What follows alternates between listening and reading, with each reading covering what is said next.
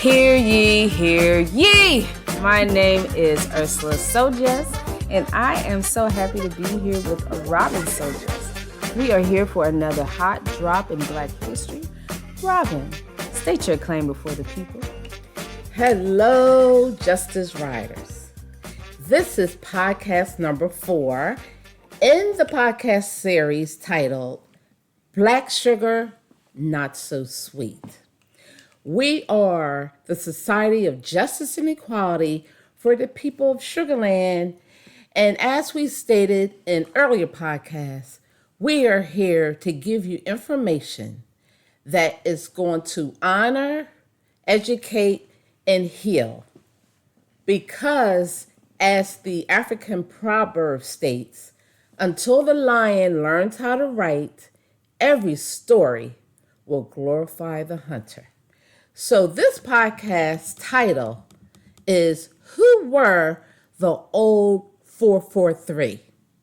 The Old 443 refers to the 443 African Americans who came with the Old 300. Now, the Old 300, they are the people who were part of Stephen F. Austin's colony. He was given 300 grants from the Mexican government to give to families to entice them to leave their homestead to come to this area of Mexico, to colonize it into what is now Texas. So, the story of Texas cannot be told without recognition of the contributions of African Americans. African descended people, they came to the state of Texas and they have encountered incredible difficulties, but they continue to build communities and create identities throughout their presence in this state. Now, while Texans continue to work towards equality and justice, African Americans remain an integral part of the largest story of the state of Texas. People of African descent are some of the oldest residents in Texas, beginning with the arrival of S.O.J.E.S in 1528. Now, Justice Riders, that was 300 years before Stephen F. Austin or Moses Austin even thought about coming here. African Texans is what we're calling them because they were from Africa. And, now this area is known as Texas. They have a long heritage in this state and have worked alongside Americans of Mexican, European, and indigenous descent to make the state what it is today. So, Robin, can I just add this quick fact about S.O.J.E.S? Because I did some research on him a couple months back, and what was truly impressive about him is that he was a Moor, and I hope I'm not jumping the gun, No. but he was a Moor from Spain, and he actually understood the indigenous languages. He did, Ursula, and that is why the Spanish people, they included him in their expeditions because they needed a translator. They needed someone who would be able to converse, with various different tribes in order for them to understand where, the land was, where they would eventually settle. So yes, he was an instrumental part of the history of Texas. And my curiosity is just really bugging me because I wonder, how did he know? Either he was the same as the indigenous people as a Moor, or basically his travels as a Moor. I don't know. I don't want to leave speculation, but I need to really seek that out and research that. Yeah, it's no problem at all. And I encourage Justice Writers for you all to do research as well, because the information that we're giving you is easily found. You can buy books about African Americans, Africans, people of Mexican descent, and others in the creation of what is currently known as Texas.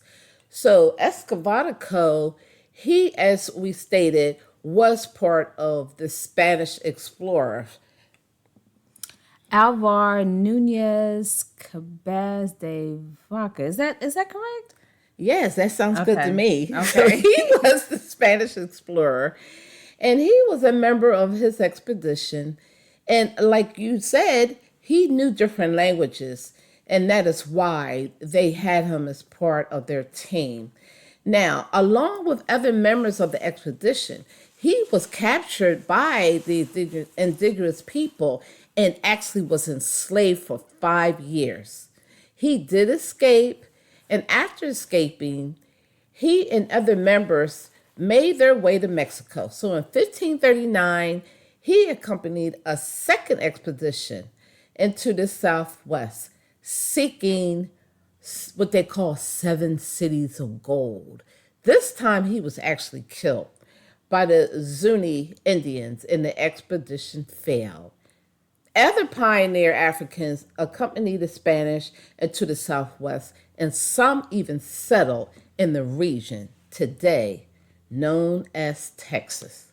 So, a few hundred years later, by 1792, there were actually 34 what they called blacks back then. We weren't known as African Americans or Negroes in this part back then, because this was Mexico. And so they actually had a number of what they call mulattoes. And so it was like 414 of them. And some of them were free men and women who inhabited Texas prior to the settlement by Anglo Americans. So you all know by now, most of the African Americans that came in the 1800s, they came to this area as enslaved people. So, in the first families who migrated to this area as a result of Stephen F. Austin's colonization project came by way of water. They came by way of what they're calling a schooner, and that's a boat. And the name of the boat was called the Lively. And this Lively actually came here by way of New Orleans to Galveston in 1822. As you stated in podcast 2, the colonization decree required that all the lands should be occupied and improved within 2 years. Most of the settlers were able to comply with the terms because they had free labor, right? Ursula, yes, free labor. The African American people who came here, they were brought here to plant the crops like corn, cotton, sugar, harvest the crops, prepare, and even cook the crops. All of the hard labor for nothing. So, how many grants were issued? In all, 307 titles were issued, with 9 families receiving 2 titles each. The majority of the colonists were from what was known as the Trans-Appalachian South, with the largest number being from Louisiana, followed by Alabama, Arkansas, Tennessee, and of course, Missouri. Because Missouri, that's where Moses Austin lived at the time when he came to San Antonio in order to request the grant.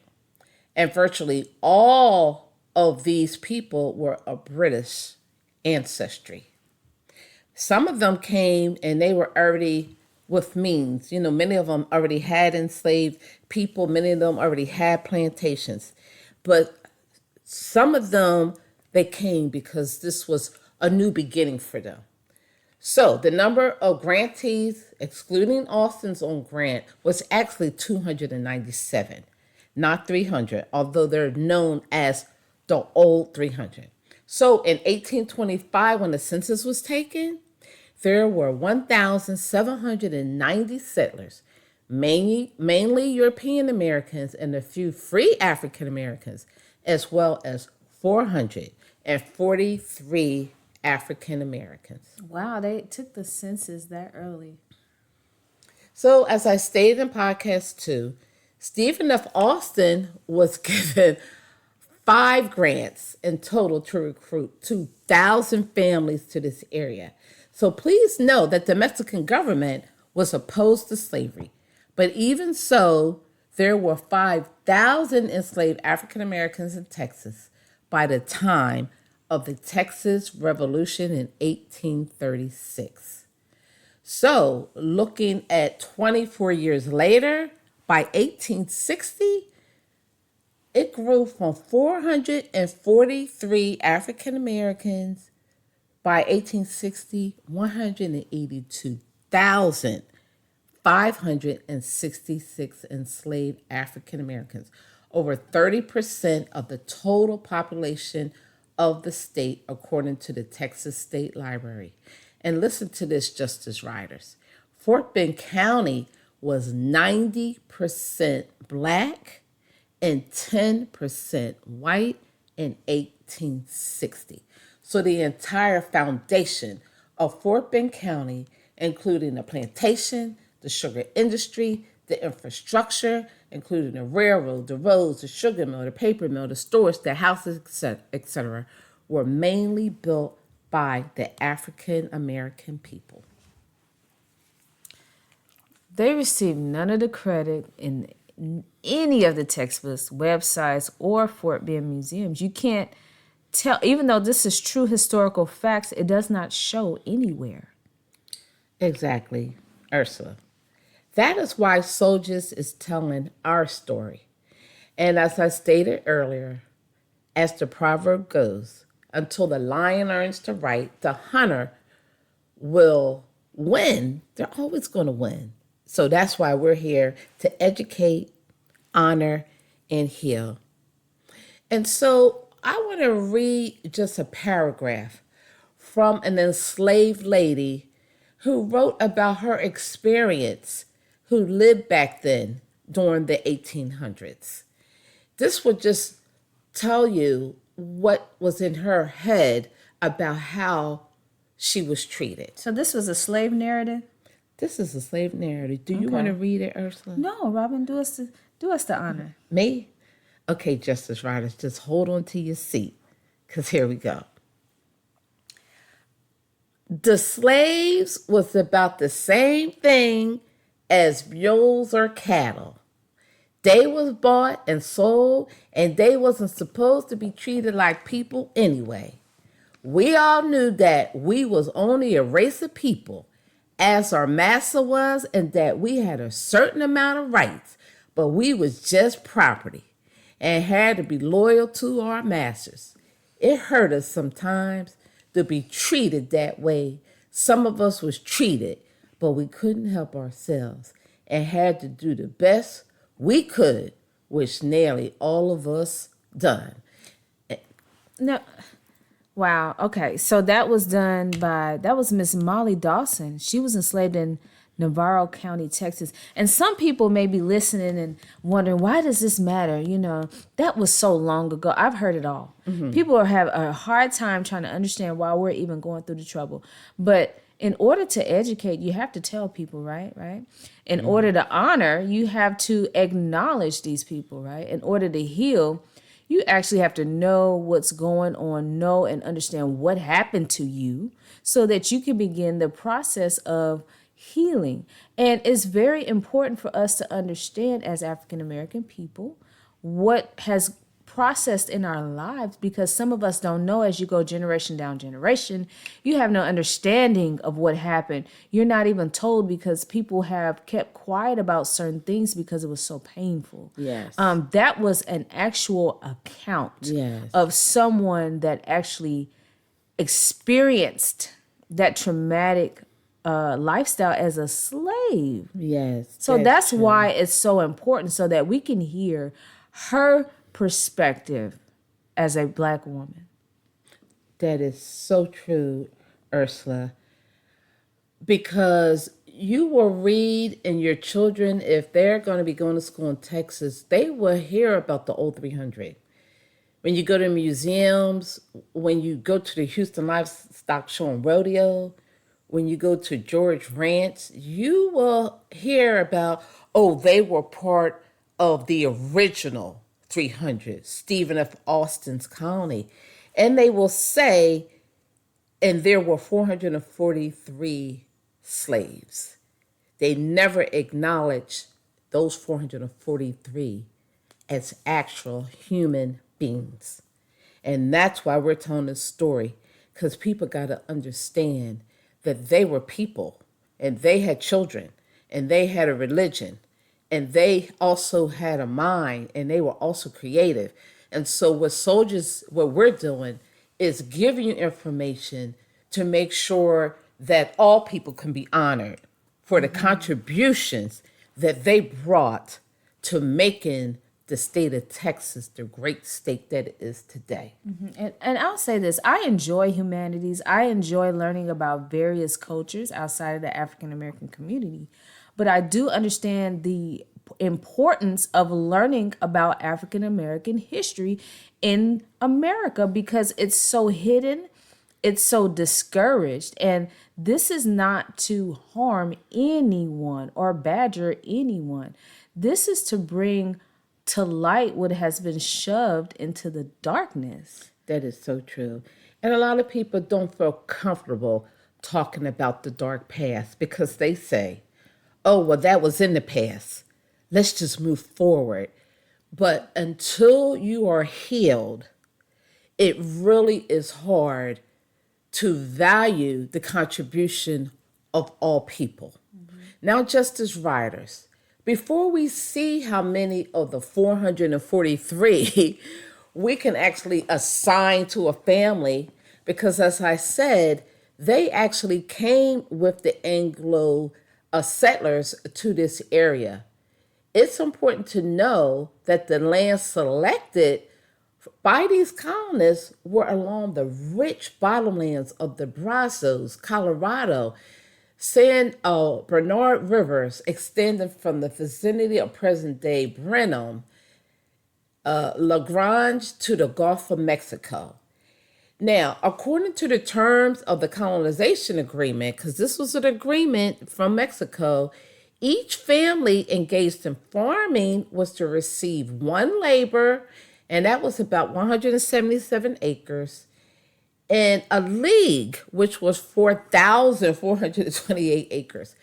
Because of the obvious advantages, a sizable number of the colonists classified themselves as stock raisers, though they were technically planters. So each family's league was to have a frontage on the river or a water body equal to 1/4 of its length. The reason why I'm telling you about this is because back then this land was so plentiful that the earliest settlers, they had the option of picking their homestead. So in order for Stephen F. Austin to leave a legacy, he wanted the best to come to Texas. He wanted educated and the ones that were considered like law, or they had experience in medicine, or even in agriculture. So he gave an incentive of 50 acres as a bonus for every African American person they brought with them. Stephen F. Austin knew that without the talent, expertise, hard working, and dedication of the African American people, there was no chance of colonizing this area of Mexico because it was all land. So in order to avoid problems with his colonists, he generally only accepted what he calls better classes. There were only 4 out of the 297 grantees who were considered illiterate. The majority of the other ones, they did have a degree of education. So just to let you know, by 1825, 69 of the families, and I told you there were 297 of them, they actually owned slaves. So there were at least 69 plantations back then. The 443 enslaved African Americans accounted for 25% even back then. And as I stated earlier, by 1860, we were 90% of Fort Bend County. So I think you may have said it in one of the previous podcasts, but I read it somewhere too the other day that Fort Bend County was responsible for some of the biggest plantations. Yes, Ursula. And wait till you hear how big these plantations were. And this is in the very beginning. The biggest in the whole state of Texas. The whole state. And you're going to hear about that in a minute. But I'm only going to start in Sugarland because, we're talking about the justice and equality for the people of Sugarland. So we're not even going to tell you all about the San Antonios and Austin and all the other areas. We focus for the most part on Fort Bend County, but the biggest plantation was sort of up in I believe, Waller County. I'm going to tell you about that in a minute. So let's start with the plantations in Sugarland. Alexander Hodge had a plantation called Hodge's Bend, and he has 7 enslaved African Americans who lived there. Hodge and his family, they came here in 1826, and it was situated on a road running from Fort Bend to Harrisburg. The place where the Sugarland 95 are laid to rest, that falls entirely within the Alexander Hodge League. So you can see where his league was. It was right here, right near Telfair, and Justice Riders. Those houses in Telfair, they start at $450,000. Big, beautiful for a small mansion. And they go up to about $2 million. This is not an active advertisement. No, I'm just saying. Are huge. So that actually falls within the Alexander Hodge League.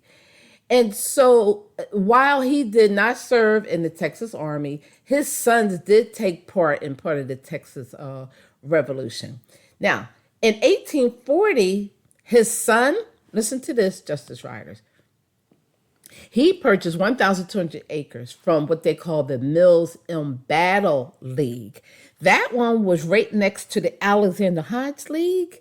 That's where I live, in New Territory. And in the same year, he had 9 enslaved people. And they actually had them listed. They said that 5 were female, ranging in age from 4 to 50. 1 was a 45-year-old male. And then that same year, his brother, his name was Albert Hodge. He actually had 2 enslaved people. 1 was 14 and 1 was 37 years old. So, were any of those names listed on the record books? No, Ursula. No names of the names of these 443 African Americans. What they do is they just tell you how many, and it was based off of the census and based on the number of taxes that they paid. So, Justice Riders, listen to this. My son and granddaughter attended Walker Station Elementary School. It's right here in New Territory. So hold on to that name Walker, because I'm going to tell you where they came from. And all of you who are from Sugarland, Richmond, Roseburg, Stafford, Houston, Missouri City, you will see evidence of everything I'm talking about now when you travel around this area. Because even Missouri City, Missouri came from where Moses Austin was from. You'll see Sweetwater Boulevard because of the sugar and other First Colony. And so the Walker family, they actually bought their land from William Stafford. He had a plantation called Stafford's Point. As a matter of fact, that was the first sugar mill in Texas, Stafford's Point. Philip Segrist, he came here in 1830. He had 9 enslaved African Americans, a male of 45, a female of 50, a female of 20, a male of 18. So what I'm reading to you is, although they didn't have the name, they did have the ages.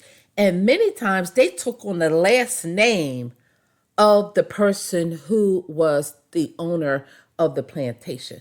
So anybody who's doing like Ancestry.com and they're doing research on some of these names, you can just see that they do list the ages of many of the enslaved people. Yeah, because I recall going through some records and just could not find anything. So the names of these people just really are not listed. They are not listed, but they do show a slave census. Like in 1860, It was the slave census of Fort Bend County, and there were 19 enslaved people attributed to Felix Sechrest. And it tells you their ages and how many people. And then now I'm going to tell you about the largest group, because we talked about the largest plantation and who did that belong to. According to the records, his name was Jared Groce, Groce, and he actually brought 90 African Americans with him.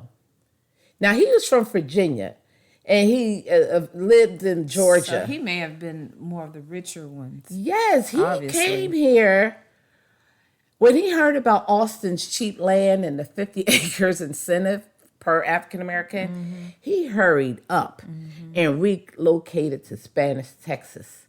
In the fall of 1821, he was the first to arrive here. And listen to this, Justice Riders. His plantation was located on the Brazos River, 4 miles south of the site of present-day Hempstead in Waller County. He named his plantation the Bernardo Plantation. And he, like I said, had the first and largest. But can you imagine coming this way with 90 enslaved African Americans? He had cattle, sheep, hogs, horses, and a caravan of 50 wagons. That You know what I'm street, saying? Hempstead in Houston, that street is a long street. It really is. It goes through different Really? counties. Yes. Oh, wow. He gave 5 leagues to his daughter, and she, upon her marriage to William Harris Warden, and they had a cotton plantation. It was called Eagle Island. They had 133 enslaved African American people. The plantation was on Oysters Creek, 20 miles from the Gulf of Mexico in Brazoria County. And so I'm giving you these numbers because all of this area was developed by the enslaved people. And then you had Henry Jones. That remain nameless. I mean, I just had to throw that Exactly. in The only thing we there. know is Like, as there if they were 443. no one, as if they were ghosts. A ghost, yeah, doing all this work for free. Henry Jones, he had 45 African Americans come with him in 1822 and settle in Fort Bend County. And then his children, they was all, given land, and they lived in areas. This one was called 14 near Big Creek, 8 miles below Richmond. And listen to this. One of their children, Mary Moore Polly, she married a gentleman by the name of William P. Ryan. And the Ryan's granddaughter, her name was Mamie Davis George. And her husband, Albert George, expanded the Jones property into the George Ranch. I believe it because Mamie George is on a big Catholic Charities building back there. Get out of here. They are really, their name stands in Isn't that Richmond. something? Yeah. And I know they're philanthropists, and I give them much credit because they And had Polly that. Ryan was what used to be the name of the hospital that is now Oak Bend. See, I didn't even know that. Yes. See, so Justice Riders, what Ursula and I are telling you, you got to know the history. All this came from these leagues, and then the fathers giving land to the daughters who married other people, and then they developed plantations and ranches and so on. But then the African American community around here has no idea where all of this come from. They don't. They may understand who the George family is, but the Polly Ryans and knowing that history, not understanding why this particular area in which they lived and raised all their children for generations, why it is the way it is. No, Ursula, you're telling the truth. And that's why, we're getting ready to wrap up this particular podcast because it's important for you to